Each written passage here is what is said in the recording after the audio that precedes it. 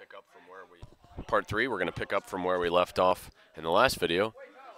We're going to slice some edges in this, and we're going to move vertices. So first, we're going to go back into the quad view by pressing Alt-W.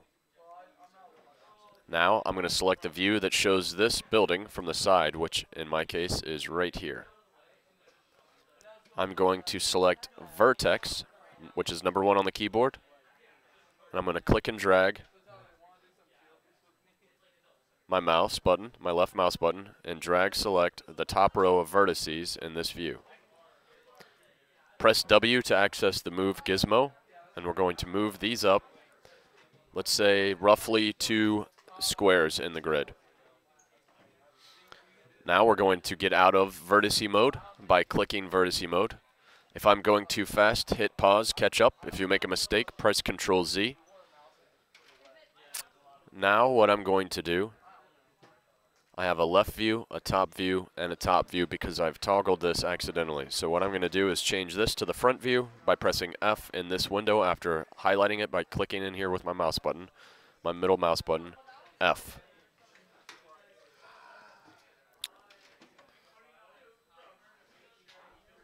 So that would be this side here, and the left side is this side here. So I'm looking at this side right here, and this side right here. Now what I'm going to do is quick select one line through here, and a quick slice. That's this button right here. Right now I'm not in a sub-object level. I'm going to click quick slice, and this is very careful. When you click, it's going to send a dashed line throughout the entire object, and you lock it in by clicking. So what I want the line to do is start over here above this window line and end on this side underneath this corner. So you click first to activate it, then you move your mouse, and then you click again to lock it in. Now what you do is get out of quick slice. Otherwise you would keep slicing. Now we're going to go back into vertice mode, and I'm going to delete this top row of vertices. I'm going to zoom in on this section to make sure that I get a nice clean selection and delete that. And now what I'm going to do is create a separate object to be the roof for this. So I'm going to zoom out in this perspective view. I'm going to click on the Create tab right here, and I'm going to create a box. In the top view, right here, if you don't have a top view, click in a window with your mouse button and press T. I'm going to make it a little bit larger than the actual shape itself. So I just determined the footprint of the box, and now when I let go of my mouse, I'm going to drag up and determine the height. Okay, so I want it to be rather thin, and I'm going to left click, to lock that in. And now to deactivate creating a box, I'm going to right click. I'm going to raise this up.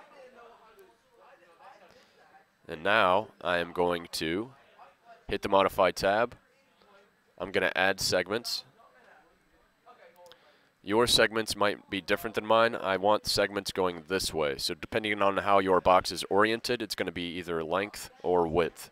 In my case, it's width, and I'm going to keep an even number. Let's see, right? 1, 2, 3, 4. I want it to be an odd number. So let's choose 17. I'm going to convert this into an editable poly. I'm going to orbit to the bottom view of this object. Actually, I'm going to press R first, and I'm going to drag this on the Z-axis in any of the views. On the Y-axis, in this case, going down to make it thinner. Now, I'm going to select polygon mode, which is number 4 on the keyboard. I'm going to orbit to the bottom. Again, if I'm going too fast, press pause, catch up. If you make a mistake, press Control Z. And I'm going to select every other polygon while holding Control.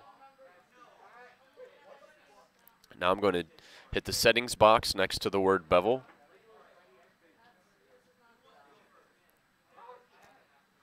And your settings don't need to be like mine, just eyeball them so they look similar. And hit the check mark. Okay, I'm going to get out of polygon mode by clicking on it. Now I'm going to rotate this into position by pressing E.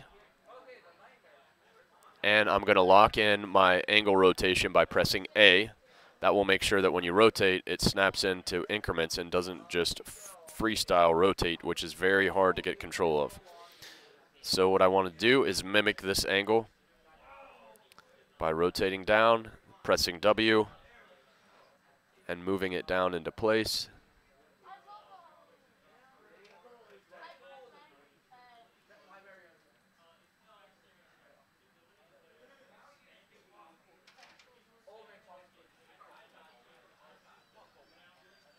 Okay, in this case, I need to turn off angle snap so it rotates at the correct angle, so I'm going to press A to toggle that off, press E for rotate, and I'm going to match that angle a little better. Press W for move,